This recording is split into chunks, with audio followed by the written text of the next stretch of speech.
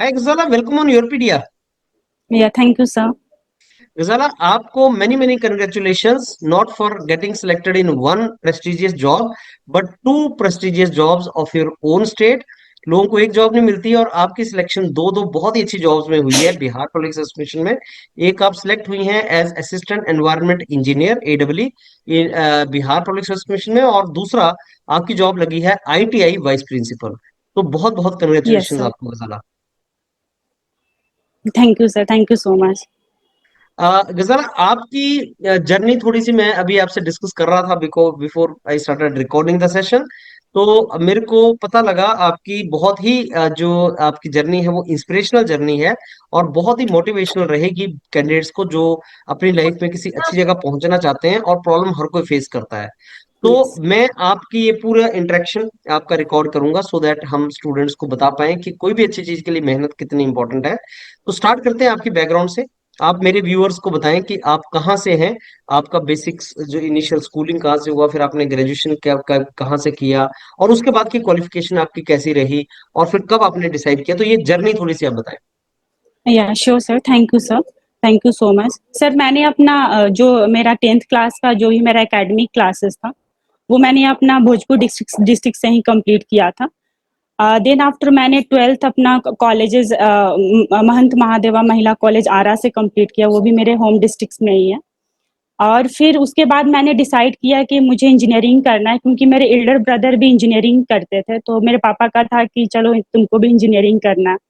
तो फिर मैंने उसके बाद कोटा गए, उसके बाद प्रिपरेशन किया। एनआईटी में जाना मुझे बहुत ज़्यादा आईआईटी में शौक था शुरू से ही, बट उस टाइम में नहीं हो पाया मेरा सिलेक्शन। मेरा एनआईटी भी में भी नहीं क्वालिफाई कर पाए थे। तो मेरा बिहार स्टेट में, मैं बिहार का top college Bhagalpur college of engineering से मैंने इलेक्ट्रिकल इंजीनियरिंग में मेरा एडमिशन हुआ। देन आफ्टर मैंने 2020 में देन जब मैं 12th में थी तो due to the heart attack मेरे पापा का डेथ हो चुका था। और उस टाइम में मेरा सिचुएशन बहुत ज़्यादा क्रिटिकल हो गया था, लेकिन फिर भी मैंने बिहार का जो, और फिर उसके बाद 2020 के बाद मैंने 2024 में 2020 में मैंने अपना बीटेक कंप्लीट किया। तो hello. Yes Ghazala, I can hear you, go ahead. Yes. तो फिर मैंने 2020 में मैंने बीटेक कंप्लीट किया इलेक्ट्रिकल इंजीनियरिंग डिपार्टमेंट में। और फिर मुझे लगा कि मुझे गेट का प्रिपरेशन करना, पीएसयू में जाना, मुझे मतलब सपना था कि मुझे पीएसयू जॉब में जॉब करना है। फिर 2021 में COVID, due to the COVID I lose my mother's.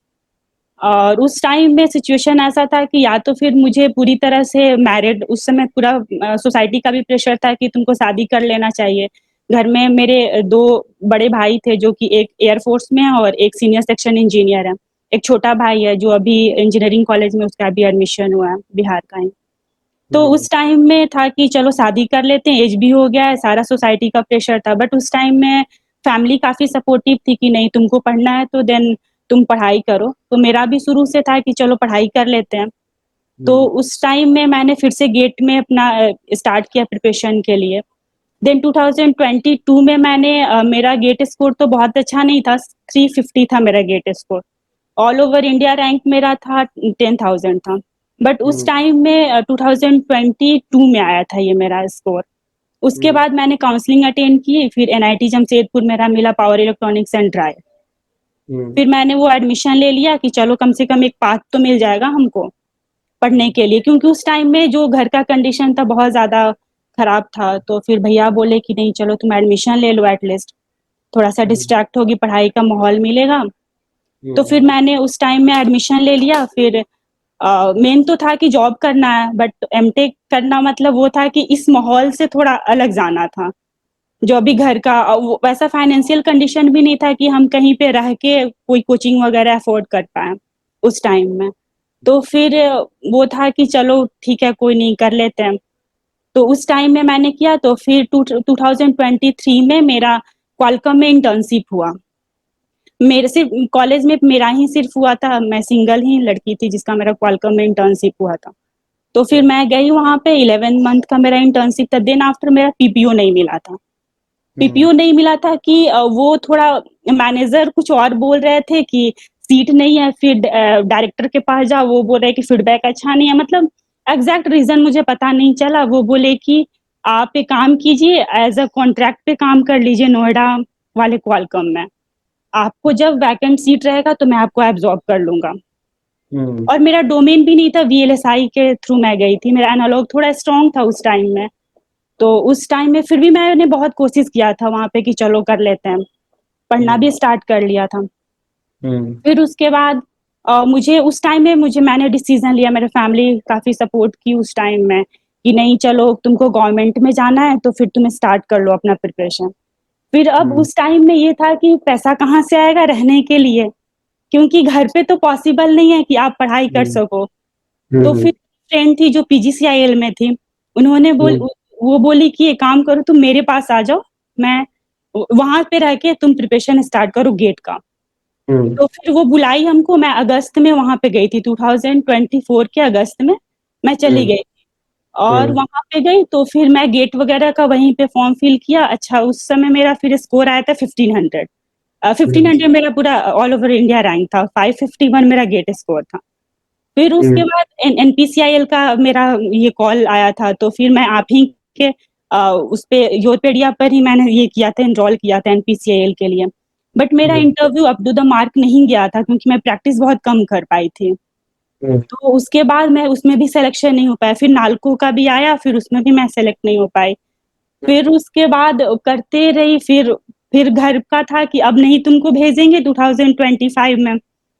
2025 में जब पता चला कि चलो ये वाला वैकेंसी आया है, तो फिर मैं इसका फॉर्म वगैरह फिल की, फिर वहां से मैं चली आई दिल्ली से।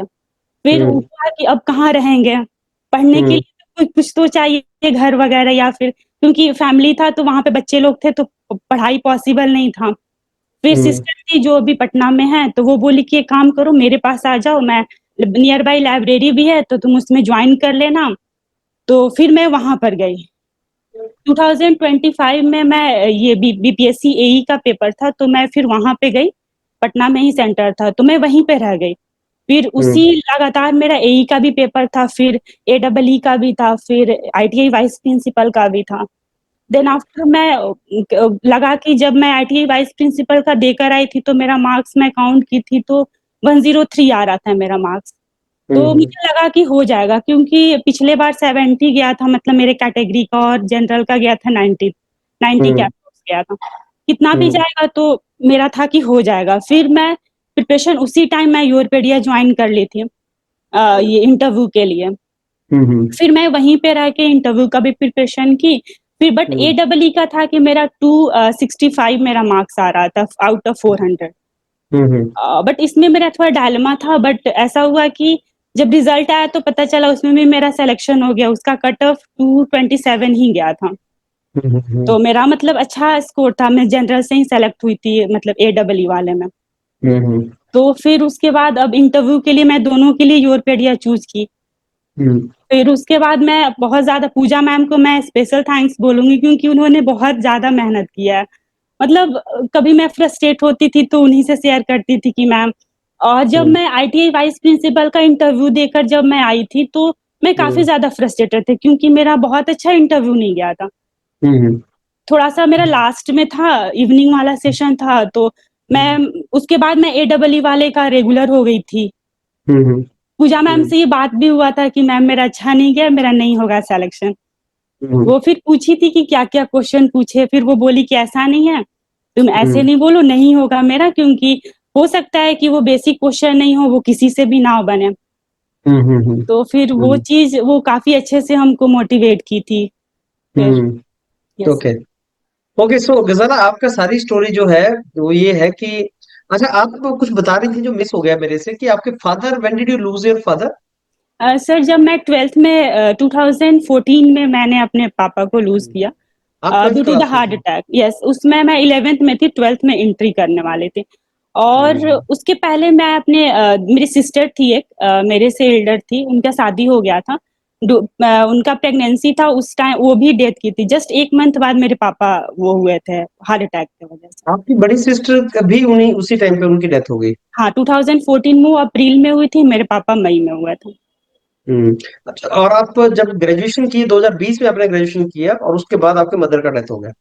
यस सर, 2021 में मई में जाके मेरी मम्मी 27 को ऐसे डेथ हो गया था, क्योंकि वो मार्च में ही स्टार्ट हो गया था उनका, हाँ मतलब जी।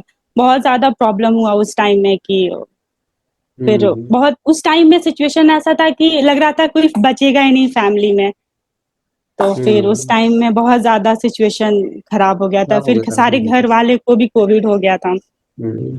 और देखिए, जब होता है, जब नई जॉब लगनी है तो क्वालकॉम में भी नहीं लगी, और जब लगी तो आपकी दो अच्छी गवर्नमेंट जॉब्स इकट्ठे इकट्ठे आपके पास यस आ गई, सर।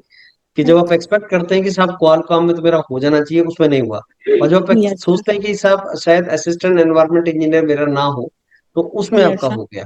तो ऐसे यस। टाइम की बात आती है गजला, अगर आप मेहनत करते रहे तो ऐसा होता है। तो इस तरीके से वो चीजें चलती हैं। अच्छा, आपसे जानना चाहूंगा गजाला कि जो आपका ये था आईटीआई का, अगर मैं पहले बात करूं वाइस प्रिंसिपल का, इसके बारे में ब्रीफली थोड़ा सा बताओ, इसका टाइमलाइन के कभी एग्जाम आया था, कब एग्जाम हुआ, और इसका पैटर्न क्या था?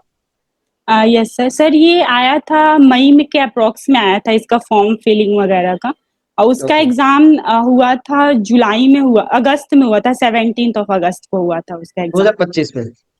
यस सर, हम्म। 2025 में। हम्म। और उसके बाद उसका तो 150 मार्क्स का उसका पेपर हुआ था। 100 हम्म। आपका जनरल इंजीनियरिंग था और 50 मार्क्स का एप्टीट्यूड था, जनरल हाँ जी। एप्टीट्यूड था।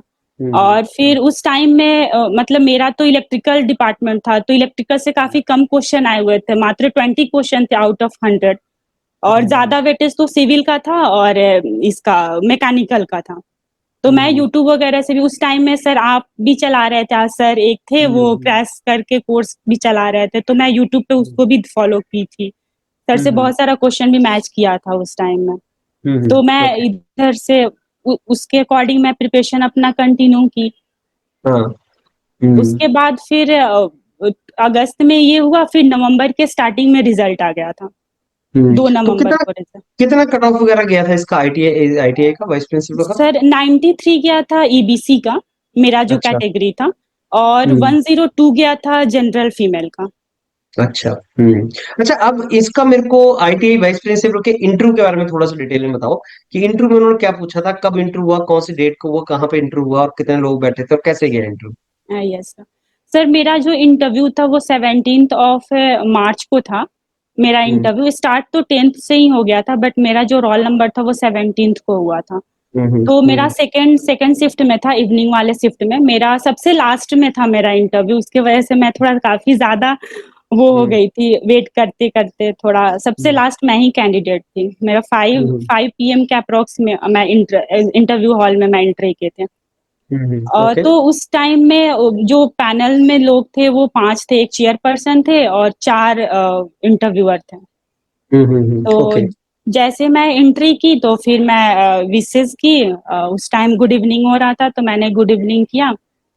देन आफ्टर वो पूछे कि आपका ये प्रोफाइल है, क्योंकि सारा कुछ तो कॉन्फिडेंशियल रहता है, आपका नाम और पता वो चीज़ तो पता नहीं होता है उन लोग को। तो हम्म। वो लोग बोले कि यहाँ से आप किए हो, देन ये आपका गवर्नमेंट कॉलेज था, तो मैंने बोला यस सर ये गवर्नमेंट था। देन आफ्टर एनआईटी जमशेदपुर से वो बोले फिर पावर इलेक्ट्रॉनिक्स एंड ड्राइव की स्पेशलाइजेशन से किए, मैंने वो बताया। देन वो बोले कि आप आईटीआई का, फिर वो शिफ्ट करके दूसरे वाले जो पैनल थे उसमें बैठे थे, वो फिर पूछने लगे मेरे से, जो इंटरव्यूअर थे वो बोले कि ये बताइए कि आईटीआई में वो ब्रांच कितना हो, ट्रेड कितना होता है। तो मैंने बताया इलेक्ट्रिकल से रिलेटेड। तो हम्म। मैंने वो बताया कि 5-6 जो भी मुझे उस टाइम में याद था मैंने सारा बताया। फिर वो बोले कि इंस्ट्रूमेंट इंजीनियरिंग मैंने बताया था उनको, वो भी इलेक्ट्रिकल से ही रिलेटेड होता है। तो वो बोले कि हम्म। इसमें होता क्या है ये आप बताइए। तो हम्म। मैंने उनको बताया था। फिर उसके बाद वो बोले कि एक बात बताइए, जो इंस्ट्रूमेंट इंजीनियरिंग होता है उसमें कौन कौन सा इंस्ट्रूमेंट उसमें हम लोग यूज करते हैं। तो मेजरमेंट का होता है, मैंने उनको बताया था ये सारा कुछ। फिर वो हम्म। ये पूछने के बाद फिर वो शिफ्ट करके दूसरे, वो मतलब वो सेटिस्फाइड थे कि चलो ठीक है, वो बताई थी। उनका फेस से भी लग रहा था कि चलो वो तो सेटिस्फाइड है।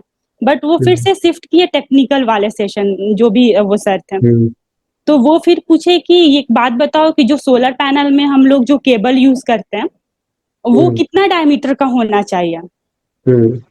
तो वहां पे मैं नहीं बता पाई। वो मैं बोली कि सर इतना तो मुझे नहीं पता कि कितना सर होना चाहिए। सर बोले कि कुछ तो बताओ, कुछ तो आइडिया होगा। हम बोले कि नो सर। मैं उनको ये कोशिश कर रही थी बताने की कि सर मतलब एक्सप्लेनेशन दे दूं ताकि वो थोड़ा उनको लगे कि मुझे पता है, बट एग्जैक्ट न्यूमेरिक वैल्यू मुझे नहीं पता है, बट कैसे उसको डिसाइड करते हैं वो। बट वो डायरेक्टली जब मैं जैसे ही स्टार्ट की बताने का, वो बोले कि मैं ये नहीं पूछ रहा हूँ, मुझे उसका एग्जैक्ट तुम न्यूमेरिक वैल्यू बताओ कि होता कितना है। तो मैं हम्म। सॉरी बोल दी उस टाइम में। फिर वो बोले कि एक बात बताओ, अंडरग्राउंड केबल किसको बोलते हैं। तो हम्म। अंडरग्राउंड केबल हम बताएं। फिर उसके बाद वो एक और क्वेश्चन मेरे से पूछे थे कि अंडरग्राउंड केबल में अगर शॉर्ट सर्किट हो जाता है तो आप कैसे पता करोगे कि वहां पे कहाँ पे शॉर्ट सर्किट हुआ। तो उस टाइम में मुझे ये नहीं याद था कि कितने तरह का मेथड होता है। वो बाद में मुझे पता चला जब मैं आकर सर्च की। मैं वैसे जैसे नॉर्मली जो मेथड होना चाहिए वो मैं बताई, जो नॉर्मल हम लोग यूज करते हैं, बट उसके लिए कुछ हम्म। मेथड होता है, 3-4 मेथड, वो मैं उस टाइम में नहीं बता पाई थी। हम्म। तो फिर ये हुआ, देन वो बोले कि ठीक है। फिर हम्म। उसके बाद वो ये अर्थिंग अर्थिंग और न्यूट्रल के बारे में वो फिर पूछे मेरे से। तो वो तो मैं बता दी थी कितने टाइप हम्म। का होता है। फिर वो हम्म। टाइप का जो पूछ रहे थे ना, वो मैं थोड़ा कंफ्यूज हो गई थी क्योंकि वो कुछ हम्म। और सुनना चाहते थे, मुझे कुछ और याद हम्म। था। हम्म। फिर वो मतलब उनको मैं अच्छे से सेटिस्फाइड नहीं कर पाई क्योंकि उनके फेस से भी लग रहा था। और वो हम्म। जो बोले कि ये जो लाइन है, सॉकेट जो लगा हुआ है, इसमें 3 वायर है, ये बताइए कि इसमें कौन कौन सा ये वायर है। तो हम्म। वो तो मैं बता दी थी कि ठीक है ये होता है। फिर बट मतलब ये नहीं फील हो रहा था कि चलो हाँ ठीक है वो हम्म। सेटिस्फाइड हो गए सही हैं। बता। हम्म। हाँ, उनको ऐसा लग रहा था कि वो थोड़ा मुस्कुरा रहे हैं, मतलब हम्म। उस टाइप वाला मुझे फील हो रहा था। अच्छा। तो फिर उसके बाद वो बोले कि ठीक है। उसके बाद नेक्स्ट वाले हम्म। इंटरव्यूअर सर को वो शिफ्ट कर दिए कि आप पूछिए। तो वो हम्म। बोले कि नहीं मुझे नहीं पूछना, ठीक है नेक्स्ट वाले को।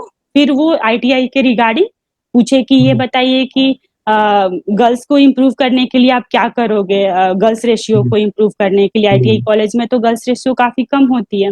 हाँ जी। तो वो चीज फिर मैं बताई क्योंकि वो तो यूरोपेडिया में बहुत सारा मैं एचआर दी थी, तो वो सारा कुछ हम्म। मुझे पता था। हम्म। और फिर उसके बाद एक और क्वेश्चन पूछे थे कि अगर उसको इनहेंस करना होगा आईटीआई कॉलेज को और भी हम्म। ज्यादा, तो आप क्या मतलब करेंगी, आप कैसे उनको हम्म। उसको इनहेंस करेंगी, पब्लिक को हम्म। कैसे अवेयर करवाएंगे कि आप लो एडमिशन एज अ कॉमन, हम्म। या फिर हम्म। क्या क्या इंस्ट्रूमेंट पे आप फोकस करेंगी।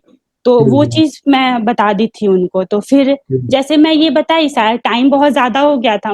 वो बोले हम्म। कि ठीक है अब हो गया, अब जाइए। अच्छा। तो बस ये ओके। पूरा मेरा होल इंटरव्यू का। तो टोटल कितनी देर इंटरव्यू चला होगा आपका आईटीआई में? 15 to 20 minutes। हम्म।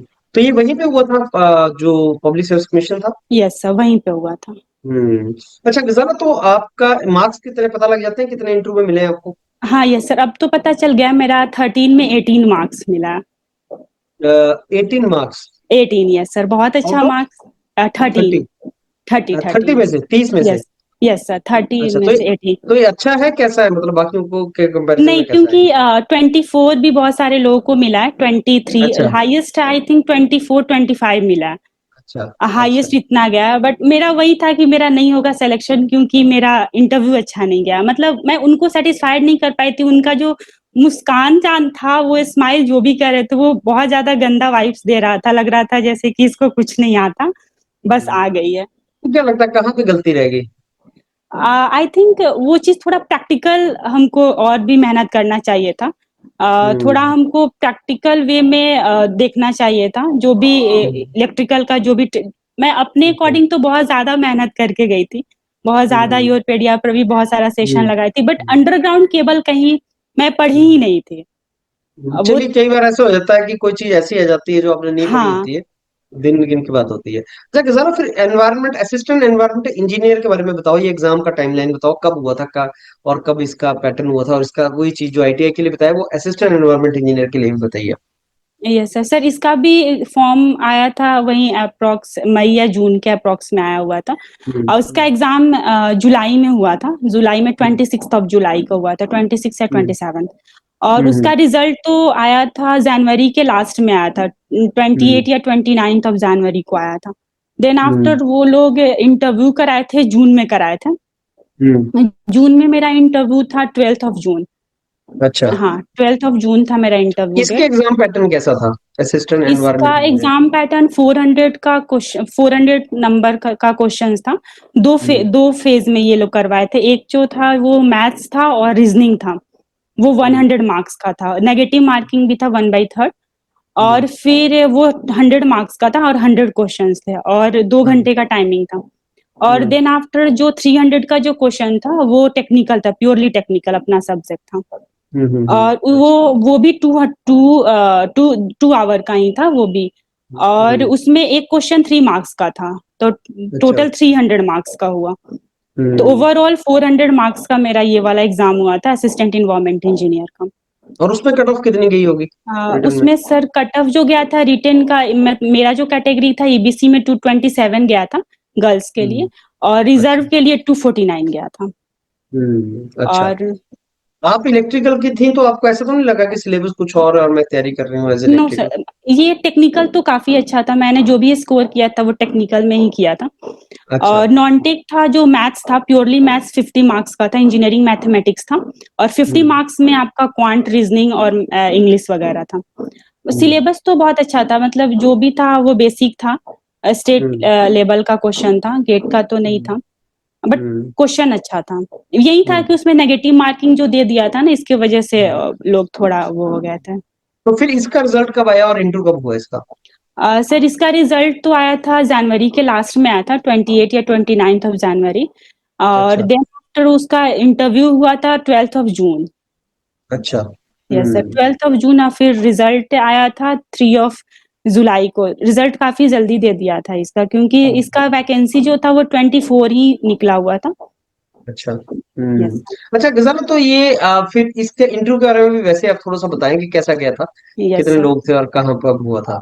सर ये भी बीपीएससी ऑफिस में हुआ था। हम्म। इसमें जैसे मैं, इसमें मेरा फर्स्ट शिफ्ट में हुआ था। मैं थर्ड कैंडिडेट थी। हाँ, थर्ड नंबर ऑफ कैंडिडेट थी हम्म। मॉर्निंग शिफ्ट के। तो फिर हम्म। मैं जैसे ही एंट्री की, क्योंकि मेरा क्या हुआ था कि 2 दिन पहले आईटीआई वाइस प्रिंसिपल का रिजल्ट आ गया था। अच्छा। हाँ, और 2 दिन बाद मेरा इसका इंटरव्यू था। तो उसके उससे मेरा कॉन्फिडेंस, मतलब प्रिपरेशन तो मैं कर ही रही थी इसका पूरी हम्म। तरह से, बट एक कॉन्फिडेंस होता है वो मेरा बूस्ट हो गया था, क्योंकि हम्म। इसका जो रिजल्ट आ गया था। तो हम्म। मेरा अच्छा खासा प्रिपरेशन भी हो गया था और कॉन्फिडेंस भी बूस्ट था। मतलब नर्वस नहीं हुई थी, जैसे कि मैं आईटीआई वाइस प्रिंसिपल में थोड़ा सा मैं हो गई थी, बट बहुत हम्म। ज्यादा तो नहीं हुई थी, बट हो गई थी मतलब इसमें जब मैं। आप असिस्टेंट एनवायरनमेंट इंजीनियर का इंटरव्यू देने गई तब तक आप आईटीआई वाइस प्रिंसिपल यस बन सर। चुकी थी? यस सर, 2 दिन पहले मेरा रिजल्ट आया था। वंडरफुल। Yes sir. तो फिर अच्छा। जैसे मैं एंट्री की, तो फिर वो लोग ये लाइन पूछे थे कि आप आईटीआई वाइस प्रिंसिपल का एग्जाम दिए थे, तो हम बोले कि यस सर। तो बट ये नहीं पूछे कि सिलेक्शन हुआ या नहीं हुआ, वो बोले कि ओ तो आप इसमें आना चाहते हो, तो मैं बोली कि हाँ मैं इसमें आना चाहती हूँ। आपको लगा कि उनको पता है कि आपने आईटीआई वाइस हाँ। प्रिंसिपल का इंटरव्यू दिया है? हाँ, मतलब वो इनका स्माइल था, बट बाद में पता चला कि ये आई सारे से ये क्वेश्चन पूछ रहे थे। अच्छा। हम्म। तो बट मतलब मुझे ऐसा लगा कि कहीं उसको पता, उनको पता तो नहीं चल गया है कि मेरा हाँ। सिलेक्शन हो गया। इस चीज से मैं थोड़ा डर भी गई थी कि मतलब कहीं हो हम्म। सकता है मेरा हम्म। रिजल्ट ना दे। बट हम्म। ऐसा कुछ शायद उनको वो ऐसे ही हम्म। वो ये कर रहे होंगे। तो फिर अच्छा। मैं जैसे ये बोली, उसके बाद फिर वैसे ही वो सारा तो कॉन्फिडेंशियल ही रहता है। तो वो बोले किस कॉलेज से आप किए हो, और ये हम्म। बताइए कि एज असिस्टेंट इन्वायरमेंट इंजीनियर आपका क्या काम होगा। तो मैं हम्म। सारा कुछ बताई। एक मैं बताई इन्वायरमेंट इम्पैक्ट असेसमेंट, वो चेक हम्म। करना होता है कोई भी कंस्ट्रक्शन स्टार्ट होने से पहले। तो वो इन्वायरमेंट इम्पैक्ट असेसमेंट, वो जो लाइन है ना, वो पकड़ लिए थे। और उसी से मेरा इंटरव्यू, 2 3 इंटरव्यूअर उसी से मेरा पूरी तरह से इंटरव्यू लिया कि वो हम्म। क्यों यूज करते हैं। अगर मान लीजिए बिल्डिंग 7 फ्लोर का हो, अगर 8 फ्लोर का बनाना हो, तो क्या आपको इन्वायरमेंट क्लियरेंस देना पड़ेगा या नहीं देना हम्म। पड़ेगा। तो मैं बोली कि यस सर, उसके लिए तो इन्वायरमेंट क्लियरेंस देना, उस समय गवर्नमेंट को इन्वायरमेंट क्लियरेंस लेना चाहिए, लेना मतलब वो ये गवर्नमेंट का रूल ही है।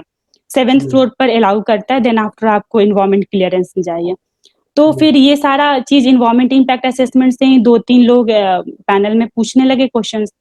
फिर जैसे ही ये खत्म हुआ, तो फिर वो लोग टेक्निकल पर आए। जो हम्म। 2 पैनल इसी से क्वेश्चन पूछे, देन आफ्टर टेक्निकल जैसे ही वो स्विच किए, तो वो बोले कि ये बताइए एज अ इलेक्ट्रिकल इंजीनियर आप क्या काम करोगे इन्वायरमेंट इंजीनियर में। तो मैं उनको बताई कि जो भी मुझे उस टाइम में आता था, मैं यूरोपेडिया में भी उसका ये की थी, तो ये क्वेश्चन पूछा गया था मुझसे। हम्म। आई थिंक आप ही पूछे थे वो क्वेश्चंस। ये बहुत इंपॉर्टेंट क्वेश्चन होता है। यस मैं सर। वही सोच रहा था कि आई थिंक मैंने पूछा है। Yes sir, okay. क्योंकि मैं वो लगाई थी फुल मार्क, तो हम्म आपने ये क्वेश्चन पूछा हम्म था मेरे से। तो हम्म फिर मैं ये बताई उनको, अच्छे से एक्सप्लेन की। फिर उसके बाद वो पूछे कि ये एक बात बताओ, जो स्फीयर होता है पूरे वर्ल्ड में वो कितनी तरह का होता है। फिर ये पूछ के फिर दूसरे पे वो शिफ्ट कर दिया। तो मुझे पता था कि लिथोस्फीयर होता है, चार होता है, हाइड्रोस्फीयर और बायोस्फीयर और एक और होता है जो हम्म मुझे अभी याद नहीं आ रहा। तो बट मैं बायोस्फीयर बता नहीं पाई थी, मतलब मैं 3 बता के उसके बाद स्टॉप हो गई। तो वो सोच रहे थे कि बायोस्फीयर तो बता ही नहीं। तो वो एग्जाम्पल मतलब ऐसे बोले जिसपे हम लोग रहते हैं या फिर पूरा जिसपे एग्जिस्ट करता है। तो मुझे हम्म तुरंत याद आ गया कि यस सर, हम्म बायोस्फीयर। तो हम्म ये चीज मतलब उसके बाद फिर वो लोग बोले कि ठीक है। ये मेरा अप्रोक्स 15 to 20 मिनट्स ये भी मेरा इंटरव्यू चला। इंटरव्यू चला। बट ओवरऑल मतलब इंटरव्यूअर काफी सेटिस्फाइड थे इस ये वाले इंटरव्यू में। मतलब ऐसा मुझे हम्म लग रहा था कि चलो मतलब अच्छा इंटरव्यू हम्म। गया। इसमें मार्क्स कितने मिले फिर आप? इसमें सर अभी मार्क्स तो रिवील नहीं हुआ है, बट अच्छा। मेरा ये कट ऑफ तो जो था वो रिटेन का 227 गया था ईबीसी का। और ओवरऑल 267 या 269 गया था। मतलब कि हम्म 50 मार्क्स का मेरा ये इंटरव्यू था। तो हम्म 450 में और कुछ एक्सपीरियंस वाले लोग का भी कुछ वेटेज था। हम्म 25 मार्क्स उनको एक्स्ट्रा मिला था। तो टोटल आई थिंक 475 का टोटल मतलब एग्जाम हुआ था, interview plus experience plus return. और वंडरफुल। अभी अभी तो मार्क्स मतलब नहीं रिवील किया है बीपीएससी, आई थिंक कुछ दिनों के बाद कर देगा। इसमें कितने नंबर ऑफ सीट्स थी, असिस्टेंट एनवायरनमेंट इंजीनियर? सर इसमें 24 था, बट इसमें मेरा जनरल से सिलेक्शन हुआ है। तो वो चीज मतलब मेरा 29th रैंक था मेरा। तो इसमें आपको क्या लगता है, अभी आपकी बात हुई है कि कितने इलेक्ट्रिकल इंजीनियर हैं असिस्टेंट एनवायरनमेंट इंजीनियर में, कितने सिविल से हैं, कितने हैं, ऐसा कुछ पता लगा आपको? सर ऐसा तो एग्जैक्ट तो डाटा नहीं है मेरे पास, बट आई थिंक पूरा सिलेक्शन जो हुआ है उसमें से 6 या 7 तो इलेक्ट्रिकल इंजीनियर है। तो ये मानना गलत है कि सब इलेक्ट्रिकल नहीं, वो तो सिविल के लिए जॉब है।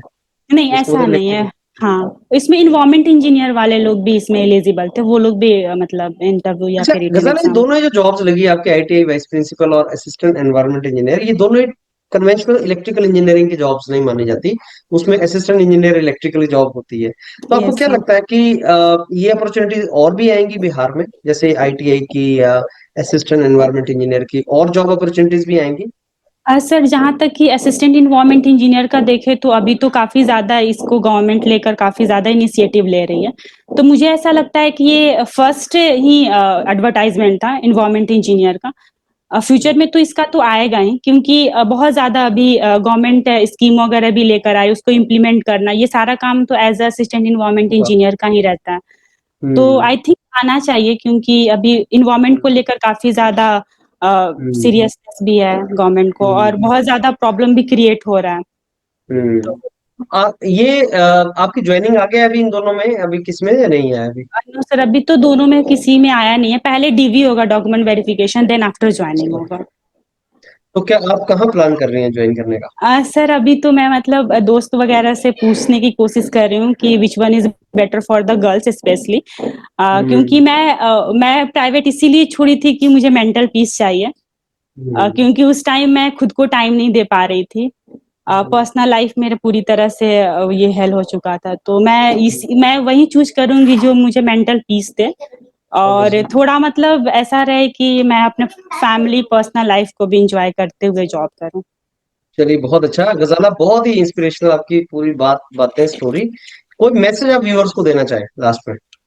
सर मैं तो यही बोलूंगी कि कोई भी ऐसा नहीं है कि आप एक बार फेल हो रहे हो, बट कंसिस्टेंसी बहुत ज्यादा मैटर करेगा लाइफ में। क्योंकि लोग तो बहुत बोलेंगे कि आप, स्पेशली गर्ल्स के लिए, कि एज हो जाएगा तो शादी कर लो, मोटी हो गई है तो क्यों मोटी हो, पतली हो जाओ। बट जो पढ़ाई है ना, वो आपको कोई बीट नहीं कर सकता है। वो एक ताकत है जो पूरे आप लाइफ में आप शो कर सकते हो किसी के भी यस सामने। यस। किसी को बोलने का जरूरत नहीं होगा कि मैं क्या हूँ। तो वो चीज बहुत ज्यादा, इसीलिए कुछ भी हो जाए, कैसा भी सिचुएशन हो, पढ़ाई को कंटिन्यू करो, स्पेशली गर्ल्स के लिए।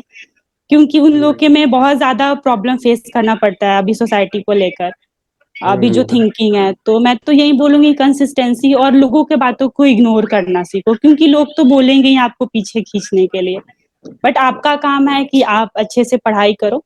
जरूरी नहीं है कि आप जो चाहते हो वही मिलेगा, बट अच्छा मिलेगा। अगर लेट हो रहा है तो, क्योंकि कभी कभी क्या होता है कि मुझे ये चाहिए तो उस टाइम में लगता है नहीं मिला तो पूरी तरह से डिमोटिवेशन वाला फील हो जाता है कि अब तो कुछ नहीं कर पाएंगे लाइफ में।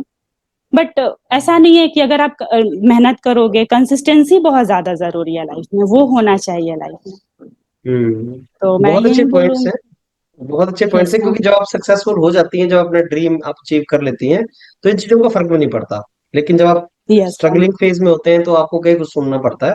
और उस टाइम पे आपने जो बताया है गजाला, वो बहुत हेल्पफुल होगा, मेरे को लगता है, स्पेशली गर्ल्स कैंडिडेट के लिए, कि आपको जो मर्जी यस बोलते हैं, पतला मोटा मत पढ़ो, शादी करो, यस जो भी बोलते हैं, आप अपना बहुत करियर को बहुत फोकस ज्यादा करो। कि ऐसे हो काली हो, मतलब बहुत कुछ सुनने को मिला है। मतलब स्पेशली मैं खुद का ही एक्सपीरियंस मतलब की हूँ। हम्म, बहुत कुछ सुनने को मिला है कि ऐसी हो वैसी हो, मतलब आपको इसीलिए पढ़ाया जा रहा है क्योंकि आप काली हो। मतलब ये लाइन जो मैं मतलब क्या मैं बोलूं, मतलब ये चीज ऑब्वियसली। बहुत ज्यादा चलिए, वो। ये देखिए, ये लो थिंकिंग उन लोगों की रिफ्लेक्ट करती है जो ये बोलते हैं, उनकी ये लो एग्जैक्टली। थिंकिंग और उनकी लो मेंटेलिटी है। बाकी हम्म। यही है रियलिटी लाइफ की, यही है कि आप मेहनत करते हैं, कंसिस्टेंटली एफर्ट यस करते हैं, और आपको अलग अलग सिचुएशंस मिलती हैं लाइफ में। आप you lost your mother, you lost your sister, you lost your father, yes and you yes lost your job also, I must say yes Qualcomm आपको, यू डिजर्विंग कैंडिडेट थे आप, आपका वो भी लूज हुआ, और eventually yes you got two jobs one after another. Yes and आज जब हम ये इंटरेक्शन कर रहे हैं, आप दो बेस्ट जॉब्स लेके बैठी हैं। यही लाइफ का क्रक्स है गजाला। एंड यस एफर्ट जो आपने किया, कंसिस्टेंटली आपने एफर्ट किया, पॉजिटिव आपने पूरे के पूरे प्रोसेस में पॉजिटिव एटीट्यूड आपने रखा होगा, यस पॉजिटिव माइंडसेट रखा होगा, और उसका रिजल्ट ये आपको मिला है। That is the fact. और यही एग्जांपल देख के हमें लाइफ में आगे मूव कर सकते हैं। चलिए, यस बहुत अच्छा लगा गजाला आपके साथ, and I got opportunity to mentor you also, and now interact with you also. So I wish you all the very best for whatever career path you choose now, इसमें से जो भी आप चूज करें, आप बहुत यस। अच्छा करें अपने लाइफ के अंदर, and I am very sure you will do that. All the very best, and thank you. Thank you sir. और सर यूरपेडिया को मैनी मैनी थैंक्स, क्योंकि मैंने जो भी मेरा मतलब आता था इंटरव्यू के लिए कॉल, मैं हर टाइम मैं ज्वाइन कर लेती थी कि नहीं, मुझे एक भी परसेंट मुझे ये नहीं फील होना चाहिए कि मैंने प्रिपरेशन नहीं किया। और नहीं किया है। चंद्रशेखर को भी स्पेशली थैंक्स बोलूंगी, हम्म क्योंकि वो सर हम्म बहुत ज्यादा हेल्प किए। वो मुझे पहचान गए थे, अरे तुम तो उसमें भी एनपीसीआई में भी तुम आई थी। यस। तो फिर मतलब वो भी काफी ज्यादा हेल्प किए हैं। और स्पेशली पूजा मैम को तो मैं बहुत ज्यादा थैंक्स बोलूंगी। तो आपने यूरोपीडी के साथ कौन कौन से इंटरव्यूज की प्रिपरेशन किया है? सर अब मतलब मेनली तो यूरोपेडिया ही ज्वाइन की थी, और ऑफलाइन मैं एक बगल नहीं में नहीं, मेरे। आप यूरोपीडी के साथ आपने कौन कौन से ओके सर। ऑर्गेनाइजेशन के लिए तैयार किया? Okay sir. हम्म सर पहले तो मैं नालको में मेरा शॉर्ट लिस्टिंग हुआ था गेट के थ्रू, मैं हम्म तो उसके लिए भी मैं यूरोपेडिया ही हम्म ज्वाइन की थी। बट मेरा हम्म गेट में उतना अच्छे मार्क्स नहीं थे, तो मेरा नहीं हो हम्म पाया था selection. Then after hmm NPCIL के लिए भी मैंने यूरोपेडिया ही हम्म ज्वाइन किया था। देन हम्म आईटीआई, मतलब आईटीआई वाइस प्रिंसिपल के लिए भी। Then after hmm. मैंने असिस्टेंट इन्वायरमेंट इंजीनियर के लिए। चलिए, we are really thankful to you कि यस आपने सर। बार बार हमारे ऊपर ट्रस्ट शो किया, और यस बार बार सर। हमें अपॉर्चुनिटी दिया कि आपको यस मेंटर सर। कर सकें Gazala. And on behalf of entire my team, Chandrashekhar yes sir, sir. Pooja ma'am, and और my other team yes sir. Members, Shikha उन मैम। सब के यस। बिहाफ पे मैं आपको थैंक्स करता हूँ कि आपने हमें अपॉर्चुनिटी दिया। Thank you, okay. And all the very best Gazala. Thank you.